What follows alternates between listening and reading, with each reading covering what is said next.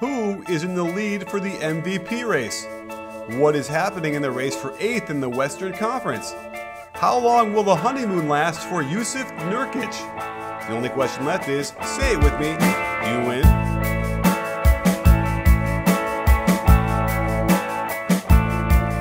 Hey sports fans, Coach Nick here, and welcome to the B-Ball Breakdown Podcast.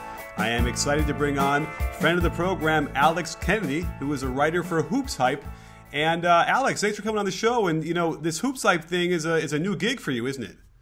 Yeah, it is. I'm really excited. I joined them earlier this year, about 2 months ago, and it's been a lot of fun. I mean, I read Hoops Hype every single day anyway, so it's been real cool writing for them and seeing how things work behind the scenes over there. Sure. Now, is there anything different with what you're doing compared to where you were?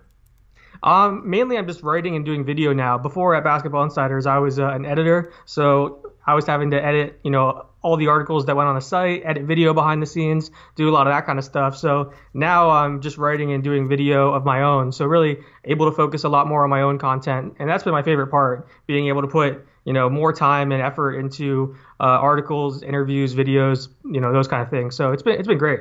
Absolutely. Well, great way to be able to, get into a platform where you can share your stuff, and we always enjoy it. So I thought we could, let's break into what everyone's been talking about, I think, recently, which is the MVP race.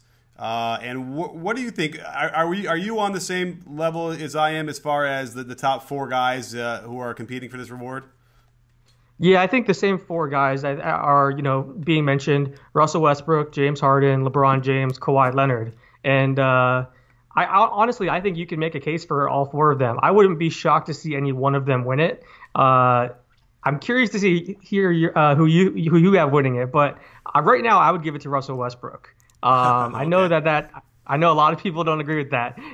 I'm in the minority. I feel like that, but I just think his season has been so incredible that you have to throw away some of the rules and some of the norms that we're used to. And I think voters may do that because of the numbers he's putting up. I think even though they're not going to be one of the top seeds, they're going to probably be, 6 or 7 in the Western Conference. We haven't seen a guy average 30-plus points per game, triple-double over the course of a season. He may do that. He has 33 triple-doubles now, which only 7 players in NBA history have had more in their career than he's had in this year so far. I just think there's enough things out there where voters are going to say, look, we have to acknowledge what this guy has done this year. He's been incredible. And that's not to say that the other 3 guys haven't had a great season too. I think James Harden is probably my second choice, just because not only has he put up ridiculous numbers and improved this Houston team, but he has a better record than LeBron James and the Cavaliers. And I think he's probably helped Houston become the biggest surprise in the NBA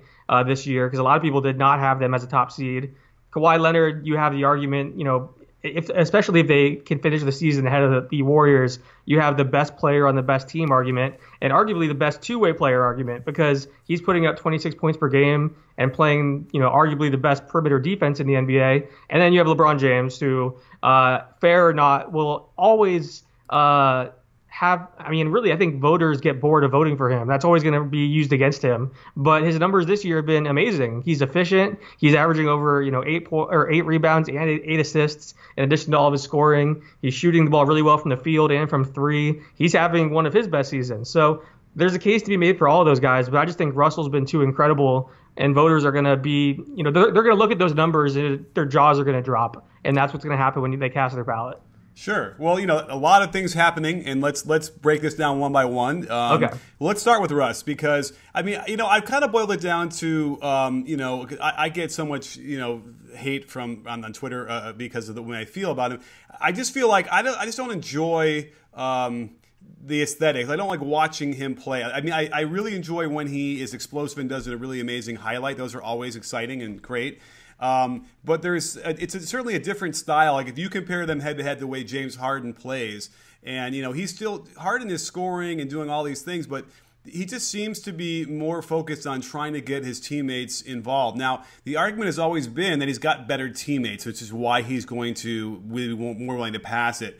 So do you feel like the teammates on the Oklahoma City Thunder are that, like, I guess, subpar, that, that Russ really just simply has to shoot as many times as he has? No, I feel bad for the guys in the Thunder that are outside or around Russell Westbrook because they've been crapped on all year long. And people are talking about how he has no help and he has, no one else there. But, Victor Oladipo, Steven Adams, Enes Kanter, I think Andre Roberson's been one of the best perimeter defenders in the NBA this year. These guys aren't bad players. Obviously, when you talk about not having a lot of help, you're talking about stars. LeBron James obviously has stars around him in Cleveland, and obviously the Warriors have a ton of stars. So yeah, Russ lost Kevin Durant. We know that, and that's been the narrative all year long. But he does have help on his team. Let's not act like he has, a bunch of scrubs around him. But I think that what we've had, what we've seen this year is he has had to elevate his game and, take the ball into his hands more often. It's not like when he was playing with Kevin Durant and people got mad at him and said, oh, he's being a ball hog too much. I think you can definitely justify him being a ball hog more this year than in years past. But I would say, though, that his teammates are better than the average NBA fan gives them credit for. Victor Oladipo was a guy that was a number 2 pick in the draft. I mean, it was a bad draft, but he was a top prospect. Steven Adams is a guy that got a lot of praise until now for whatever reason. Now you bring in Taj Gibson. They have help on that team. But I think that you're right when you talk about Russell's game. He definitely takes the ball into his hands more and takes over games that way. Whereas you look at James Harden, it always seems to be more in the flow of the offense. And that's kind of the difference. And I guess LeBron James and Kawhi Leonard are probably the same way. They don't necessarily just, pound the ball into the ground for, a possession and then, just shoot the ball. They're looking more in the flow of the offense. And I think that's why some people don't like Westbrook, and I understand it. But again, I just think that those numbers, I think those numbers are going to hypnotize voters. It would not surprise me at all if voters just can't get past a triple-double and 30 points per game. Right. Okay, and that's right, because the MVP award often isn't about who the real MVP is, right? It's right, really about, exactly. It's the narrative, it's what grabs you, it's the stats. So I totally get it, and I wouldn't have any problem with him winning the award. I wouldn't. It would not be a travesty in any stretch. He certainly has done the work. I mean, I think also, remember, it's like it's a team game, and I feel like we've gotten away from that with him, and in exchange for some incredible numbers. What's interesting though, if you look at it like even for like the per 36 minutes to normalize the field goal attempts. So per 36, he's taking 25.1, and no one is above 20. The next highest is 19.3 from Kawhi of all people. So you're looking at it in that respect, and it's like, and he's shooting almost 42%. And so it's like that's also really frustrating at that high volume that he's shooting that poorly. I'll go back to what I think Jeff Van Gundy had said, that shooting percentage is really related to decision making more than ability. Yeah, no, I agree with that. I mean, for years now, defenders have known you want to let Westbrook, shoot the ball from three. And I think some teams even want him to get going from three, knock down that first three-pointer, because then he's going to settle for jump shots, and it kind of gets him away from his game and gets him away from attacking the basket. So you're right about that. I will add this too. You mentioned how the MVP vote isn't always necessarily about who's been the best player or the most valuable player. Sometimes, national writers, I've noticed, and I'm not going to call anyone out by name, but I've noticed that there's not as much research being done or as many games being watched as you would expect or hope for people who have an MVP vote. Sometimes it is just looking at the stats and watching, games here and there, not watching nearly as many as, someone like yourself breaking down games and breaking down, every possession does. So I've kind of noticed that too, where you talk to, certain people, and I think that's why the stats and the narratives and storylines and all those things can kind of affect the MVP race so much, because you're getting people who may not be as informed as they should be when it comes to voting. Absolutely. And you know what? You just described, a lot of people on a lot of these platforms, like, you don't have to call anybody out, but ESPN, SiriusXM, NBA. You hear it a lot. Like at the radio stuff, I hear it a lot, where you can tell the guy is barely looking at a box score. He starts to get a little bit, stammer a little bit when he tries to do some analysis in the middle of a show. And it is really frustrating, because a lot of it is at stake. I mean, I almost feel like, independent of who wins the MVP in that stature, I mean, there's money involved, right? These players are going to get, money based on the number of votes they get and if they win it. Yeah, I mean, there's so much involved now, not only with MVP, but also the All NBA teams, and not just like incentive-based stuff or endorsement-based stuff. I mean, there's stuff in the actual contract where, you can't get a designated player extension unless you're on the All NBA team or you're, an MVP or different things like that. So yeah, there's a ton at stake here, and that's why it's frustrating whenever there are people who maybe not, may not be watching as many games as they should, or not doing their homework before voting. And I think it's not just MVP either. Like I said, the other awards too: Defensive Player of the Year, Sixth Man of the Year, Coach of the Year. There's a lot of narrative and storyline driven stuff, and it's not just guys that don't. I mean, these guys do watch basketball. Sometimes it's a situation where a guy watches one team and is maybe a great expert when it comes to that team, but then has a national vote and doesn't know much about the other teams in the league because he doesn't see all the other teams unless they're playing that one specific team that he focuses on. So I mean, it's a problem that there's not going to be an answer to. There's no easy way to answer it. If you give it to the national guys and expect them to watch every single game, it's not going to happen. If you give it to the beat writers, they're going to be more focused on one team and not have, that league-wide expertise. I think we just saw during the All-Star weekend what happens if you give votes to players. It can get kind of crazy. Mm-hmm. There's a lot of things here, but I just think that's something to be, noted when talking about the MVP race and really all these award races. Right, and without question, some of those players that got votes for All-Star because they were allowed to this year, that has to be tied into their contracts. And I have no doubt a guy's like, hey, I'll split the money with you if you give me a vote or something like that.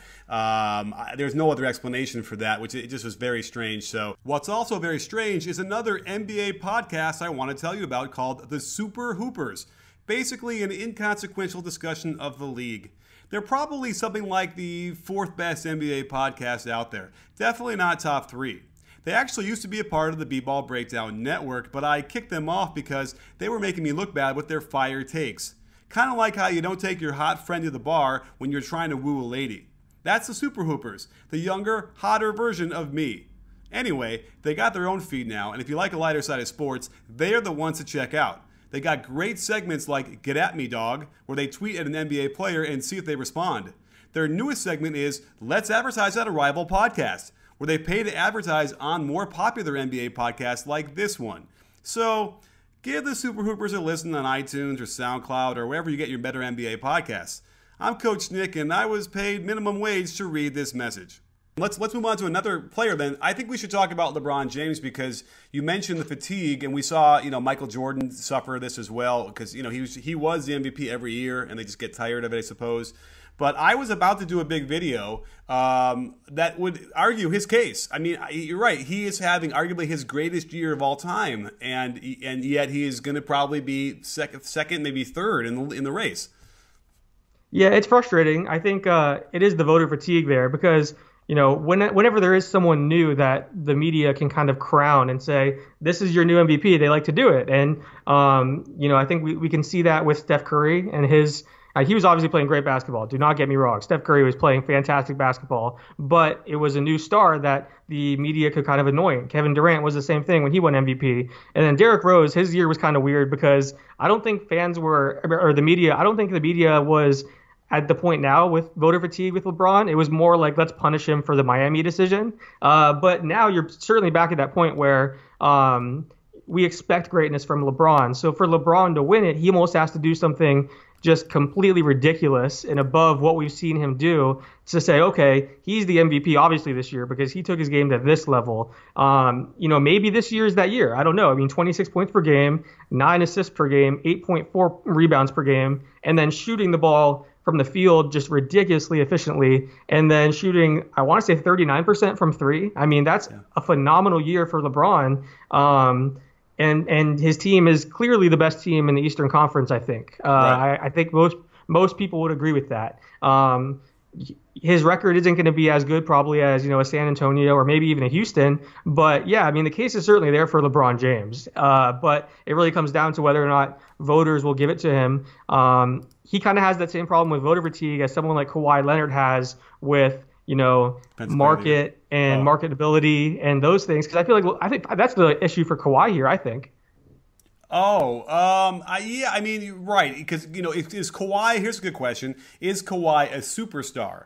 And, you know, one of my takes on whether or not you are is if you are marketable. And I don't think I've seen Kawhi maybe do the ribs commercial in San Antonio or whatever, the cart, whatever that is. But I don't think he's ever really, I don't know how marketable he is. And so as a result, he's not a superstar. And that's probably what, you know, is getting in the way as well, wouldn't you say? Yeah, and that's another area where it all comes back to the media, because the media votes for this. So you have a guy like Kawhi Leonard who, if he could, he would, you know, say 0 words every single day of his life. He does not like talking, and it's not just to the media either. He doesn't like talking to the media, obviously, but I've seen him around like friends and family during all-star events and on draft night and things like that. And he's just a quiet guy. He doesn't like talking. So that's something that certainly affects the vote as well, because I think there's a perception of Kawhi, but then also, you know, is he a superstar? Like you said, does he have that, you know, marketability? Your MVP of the NBA is going to be your, you know, face of the league, the, you know, figurehead of the league. So when it's a guy like LeBron James or Steph Curry or Kevin Durant, it makes sense because he's obviously a dominant player, a superstar. You know, you see him all the time. You see him in commercials. You know, a guy like Kawhi, you know, he doesn't have that. And I think that, you know, people are just more likely to look at Russell Westbrook or James Harden or LeBron James and say, this guy's playing at a star level. It's harder to quantify what Kawhi's doing on the defensive end than it is to just look at the numbers for the other guys too. And then just the marketability, you know, how many games are these guys watching? These, you know, how many Spurs games are some of these voters watching and seeing how dominant Kawhi is? And I just think that's part of it too. So I think that hurts Kawhi, just like LeBron kind of has voter fatigue against him, which is why I think whenever you hear the debate brought up, you're mainly hearing Westbrook versus Harden. You know, it seems like LeBron and Kawhi are kind of being thrown in there as the other two guys. You're right, and I do feel like Kawhi is. His numbers are just a little less gaudy than the others, and so that's going to ultimately, you know, the assist numbers are not quite there. And you know, it's funny talking about defensive stats, which I'm at this point I almost hate them. I can't wrap my head around any of these that seem reliable at all, because if you look at the comparison of defensive win shares, for instance, which people like to look at, Russell Westbrook has 3.7 defensive win shares and Kawhi has 3.8. And then the other two, LeBron is 2.6 and James Harden is 2.9. So you know, there's something wrong there if Russ is just a hair behind Kawhi. And we've already seen the numbers. People are pointing it to it that, you know, look bad for Kawhi. But I did a video where they're literally just burying whoever is guarding into the corner and not letting him be involved in the play to make any defensive plays. Exactly. And that's the kind of thing that you notice that I feel like a lot of people wouldn't. And the traditional defensive stats aren't crazy for Kawhi either. He's averaging, I want to say, like 1.8 steals and 0.7 blocks. It's not like he's averaging 3 steals and 3 blocks and, you know, crazy numbers that people can point to. And then you look at those defensive metrics that are kind of like advanced stats. Those are either really noisy or they don't really tell you a whole lot. So a guy like Kawhi, really the best way to really quantify or realize what he's doing on defense is to watch him or to talk to NBA players who have to go up against him on a daily basis and hear what they have to say about his defense. It's always so interesting when you talk to perimeter guys and they say, what's it like to play against Kawhi Leonard? You know, they're going to give you a long answer about how hard he makes your life every single possession and all the different things that he can do to you to shut you down and make sure you don't touch the ball and make sure you're not comfortable. So I think that, you know, it's hard for a guy like him to be included in a race like this because of, you know, all those factors. Sure.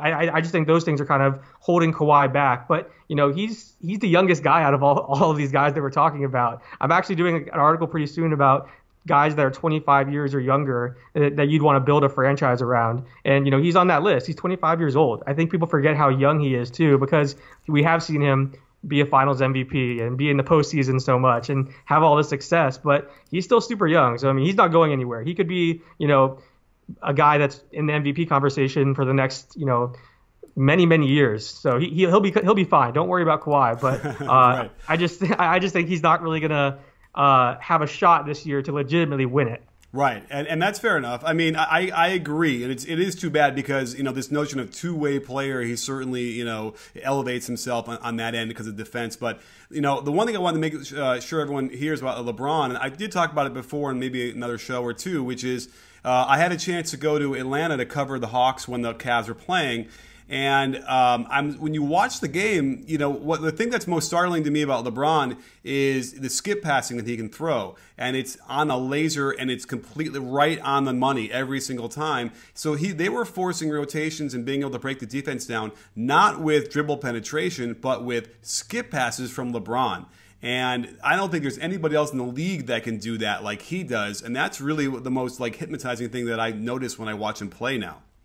Yeah, no, that's a good point. I think that's a really good point. There's certain things like that once you kind of hone in on that, it's hard to kind of look away from it. But again, I think people, it's one of those things that everyone knows LeBron's a great passer and has great court vision and is an NBA genius with a ridiculous basketball IQ. So it's one of those things that I think is kind of taken for granted again. We take him for granted. There's no question about it. Like, this is the kind of guy who, you know, we're witnessing greatness that we're going to be talking about years from now, because, you know, the things that he's doing on the court are insane. And I do think that with someone like LeBron, something that tends to happen too is we tend to talk about legacy and, you know, start comparing him to other players in the past. You know, how does he stack up against Michael Jordan? How does he stack up against Kobe Bryant? And you've kind of seen this even this year with Russell Westbrook with all the triple doubles, you know, stacking him up against guys from history rather than focusing on the present and saying, you know, let's focus on what the guy's doing right now versus what this means big picture, years from now, legacy, all that kind of stuff. But I think LeBron definitely runs into that too. I want to talk about our friends over at Blue Apron. They deliver fresh, high-quality ingredients, and trust me, they make a big difference. When my wife compliments me on making pork chops and miso butter with bok choy and marinated apple, don't get me wrong, I'll take all the credit, but it's really Blue Apron's simple, easy-to-follow instructions. You can customize the menu to fit your taste and schedule, and it's affordable. At less than $10 per person per meal, you'll be making savory dishes like vegetable chili and baked sweet potatoes with crispy tortilla strips. It's the equivalent of hitting a game-winning three in the defender's face every time you fire up your stove. So head over to blueapron.com/CoachNick and you'll get your first 3 meals free with free shipping by simply typing in that simple URL, blueapron.com/CoachNick. I'm telling you, this is a game changer. Let's talk about James Harden now because he's the one guy we haven't really touched upon yet. And here's a guy that's averaging 29.1 points a game, 11.2 assists, and 7.9 rebounds. I was kind of shocked when I saw that. I didn't realize he was getting that many rebounds. And he's getting, you know, a steal and a half. He's not nearly as problematic on defense as we've seen him in the past. And here's a guy who he was my favorite for most of the year for the MVP, and I'm not so sure that that's changed too much. What are your thoughts? Yeah, if Westbrook doesn't win it, I think Harden wins it. You know, this is kind of my 1A, 1B when I look at this race because his numbers are crazy enough to where, you know, you're going to be able to have those voters that are hypnotized by stats that are going to look at it and say, oh my gosh, he's averaging almost 30 points, 11 assists and 8 rebounds. That's close to a triple-double, and his team's winning more games. So you can make that case if you put him up against Westbrook because the numbers are there, the team has been incredible, and then the narrative is there too because, like I said, no one was really talking about Houston coming into this year. There was talk entering this season if Daryl Morey was on the hot seat, why they hired Mike D'Antoni because they were just going to have to punt on defense. Would they make the playoffs? Why did they go out and get guys like Eric Gordon and Ryan Anderson who can't stay healthy? You know, there was so much negative talk about Houston entering this season, and I think people forget that. Now you're talking about them as, you know, the 3rd seed in the Western Conference and a team that has, you know, more wins than Cleveland, and they'd be first if they were out in the Eastern Conference. This is a team that's played incredible, and James Harden is the reason why. Not only is he scoring the ball so much, but averaging 11 assists per game, 11, 12 assists per game, in addition to almost 30 points is insane. He's accounting for almost 70% of their offense. And this is a team that is going to finish the season as one of the best offensive teams that we've seen in a very long time. You know, they're going to maybe break the record for most 3-pointers made in the season. They kind of went all in on that, you know, small ball 3-point fast-paced game that's worked so well in recent years in the NBA and that Mike D'Antoni obviously was kind of ahead of the curve with. So, I mean, Harden certainly has a legitimate case here, and I could totally see voters giving it to him because he checks all those boxes: stats, narrative, the record. And then also, I think people do watch Houston more than some of these other teams because they are a high-scoring team that's fun to watch, and that helps him as well. Sure, that's a great point as well. Yeah, that people would want to turn them on and watch so that they might get more eyeballs than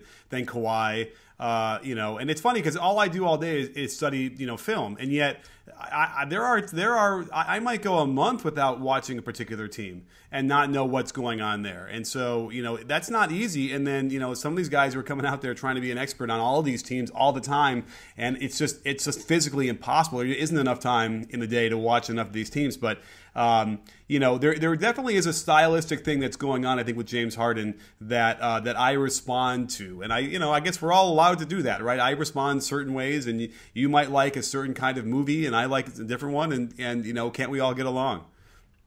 Yeah, no, I completely agree with you. I think that's what's going to come down to, and really how voters feel about these different styles, because they are very different. Again, Harden is doing more things within the flow of the offense, and I think he's elevating the play of his teammates more if you're looking at traditionally with assists and easy baskets and things like that. But then a guy like Westbrook, he is pounding the ball and putting up great numbers. But I think also one thing that has to be said about Westbrook, and I think this helps his case, is when you talk to guys that play against Westbrook, it's the fact that he's not only putting up these ridiculous numbers, but to average a triple-double, you have to play so hard every single night and every single possession. The one thing I always give Westbrook credit for is he does not take possessions off. He is always out there flying around and looking like a Tasmanian devil at times. And I know that probably drives you crazy because he's not in control sometimes, but the intensity level and competitive nature is there. He has that killer mentality where he's going to go out every single night and try to put up ridiculous numbers.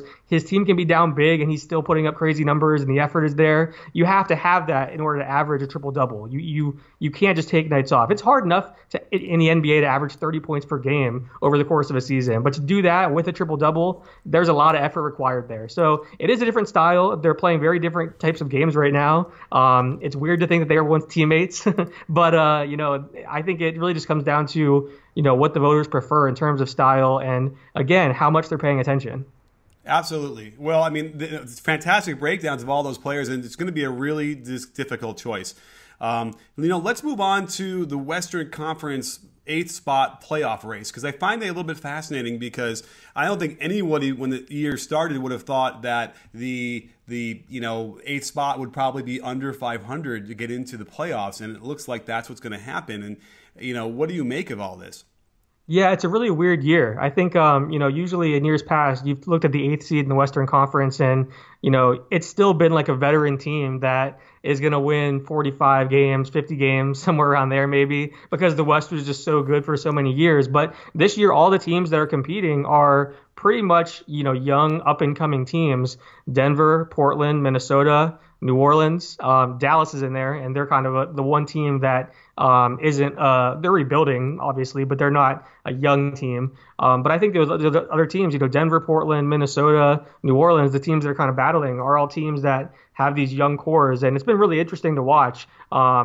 It's been tough to predict, though, too, because unlike in years past where you have veteran teams that are predictable or consistent, these teams are so inconsistent. Like, Portland can look great one night and then just look absolutely horrible the next. Lately, they've looked really good since they've got, Yusuf Nurkic. Nurkic has been fantastic there and really turned things around for them. Damian Lillard's playing really well lately. But then, like, a team, they can look bad some nights and drop games they're supposed to win. And Denver's the same way. Denver, they can beat a really good team, and Jokic looks amazing and looks like one of the best centers in the NBA, and then the next night they're struggling. Minnesota is the same way. They've played great basketball lately, and they've gotten quality wins over contending teams, but then there's times where they've struggled. So that's why it's so unpredictable, I think, this year, and interesting, because really you can make a case for any of those teams to finish in that 8th spot because we don't know how they're going to play down the stretch. I will say that Portland probably has the easiest schedule of all those teams. Mm-hmm. I think if you kind of look at the schedule, Portland has 10 home games, and the next, Denver and Minnesota, they have 6 home games. So Portland's going to be at home for a lot of the season, and I just think their schedule is a bit easier in terms of winnable games too. Teams like Denver, Minnesota, Dallas, they're going to have a tougher schedule ahead of them. So that could, help Portland a lot down the stretch. But it is definitely an interesting year when it comes to the 8th seed in the West. For sure. I mean, and Portland's always another one of those teams you kind of want to watch. They're very fun when they get going. But yeah, it's been a little bit strange, and I know that they were, pleasantly surprised by Nurkic's emergence as a passing center, and I'm going to do a video on him next week just to kind of talk about that trade, because it really ended up, without question, helping them. Although you can argue that they already had the passing with Plumlee, but it's a different dynamic with him. So we'll see if they get any maybe better defense from him, and then that could help. And I do know that one thing that can really help is Harry's Razors, a place to get high-quality razors to shave your face. The trial set came to my door in a cool package with shaving gel, 4 razors, an easy-to-hold handle, and an even cooler story about their founders, Jeff and Andy, who literally bought their own factory to make razors for $2 a blade, half of what you'd pay when going through the hassle of driving to the drugstore, waiting for the dude to open up the special locked case, since I guess there's a black market for stolen razor blades or something, and that's if you even remember to buy them while you're getting shampoo and soap and everything else. So head over to harrys.com/CoachNick and you'll get their trial set for free. There's a small shipping fee and you'll get a truly great shave out of it, and you'll always have that smooth shave and soft skin. That's harrys.com/CoachNick to have all of your shaving needs delivered right to your door, and you'll have a shave as smooth as a crossover step back, pull up, swish.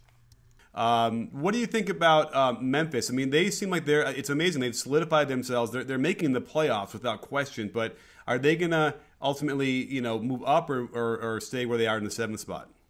I think they probably stay where they are in the 7th spot. They're kind of a team that doesn't do a whole lot for me this year. I look at that team and, they've been inconsistent as well. They're a veteran team that's been inconsistent, but I know that Grizzlies fans have been really frustrated because they have, played up and down to their level of competition at times throughout this year. I'm just not really, in love with this team. Whether they face San Antonio or Golden State in the first round, I think it's going to be a really short series. And I think also, when you talk about teams like Denver or Portland or Minnesota, there's an excitement level there because you're thinking, okay, we're going to get to see this young team get playoff experience. Yeah. With Memphis, this is a team that has that same core that we've, seen year after year with a few different additions, but, we kind of know what we're going to get from Memphis come playoff time. So there's not that same level of excitement and, new blood in the playoffs. So really, I would argue that really the most interesting scenario would be if Memphis dropped out and you had Denver and Portland or Denver and Minnesota. But, with Memphis, I want to say 6 games ahead of 5 games ahead of Denver, that doesn't seem like it's going to happen. Right. We're probably going to have Memphis in the postseason, but I'm just saying from an entertainment standpoint, I'd rather see someone else because I'm not really in love with this team, to be honest. Right, and and the Mavericks are also kind of a really shocking thing. They were really sort of down and out and didn't seem like they even wanted to make the playoffs, and here we are. They are 2.5, 22, 23, 24, 3.5 games behind, which, that's not insurmountable, but, we're getting to that point now where you only have about, 15 games left or so?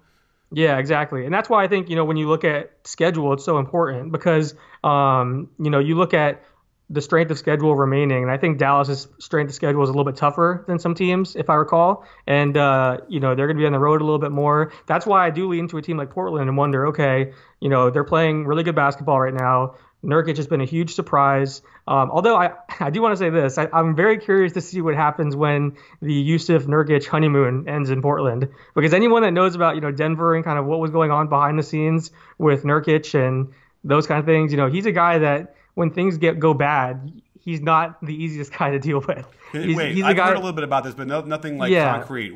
Give me an example. Well, I mean, he's going to be a guy that he definitely cares about his role and how he's used.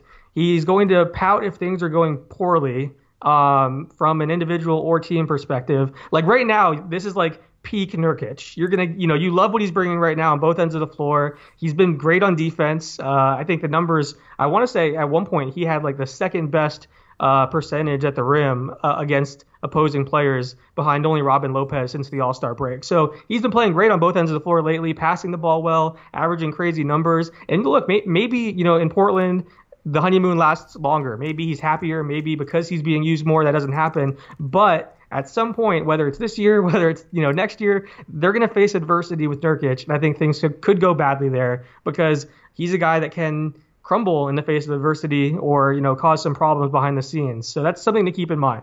For sure. Well, we'll keep our eye on it, and certainly in that realm of questioning, Boogie Cousins hasn't really had the effect I guess they hoped with in New Orleans. They kind of like it's kind of a wash at this point, right?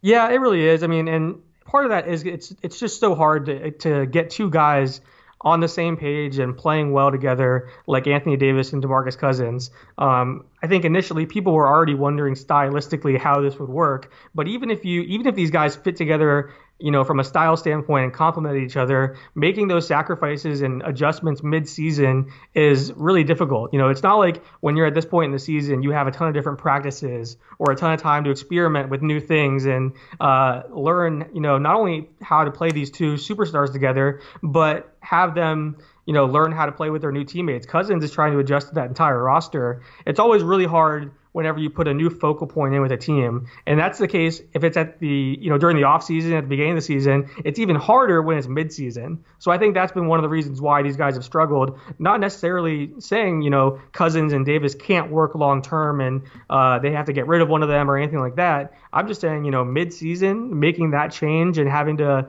adjust everything you're doing and try to get a guy, acclimated like that is very difficult. For sure. And also the roster is not good. I mean, they don't have much beyond Drew Holiday after that, so it drops off so significantly that I'm not so sure what they had hoped they would be able to do. And they're going to have to do a serious upgrade there because the pressure now is to keep Boogie, I imagine, through after next year.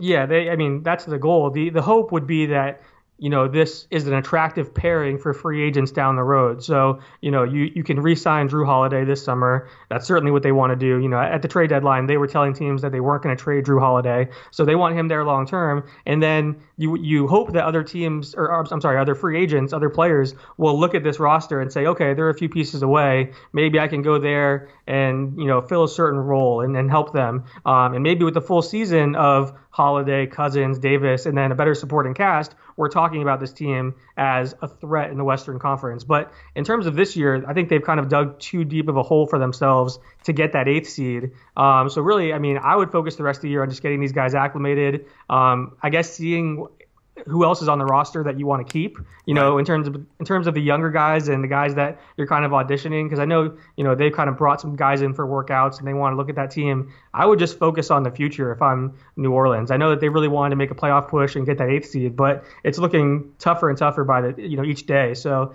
I would just focus on the future and hope that, next year this team is better around that big Twin Towers duo.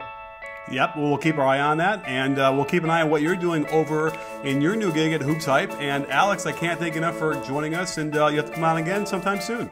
Yeah, anytime. Thank you so much. You got it. And don't forget, sports fans, that B-Ball Breakdown, not a channel, we're a conversation. You in? Are you in, Alex? I'm in.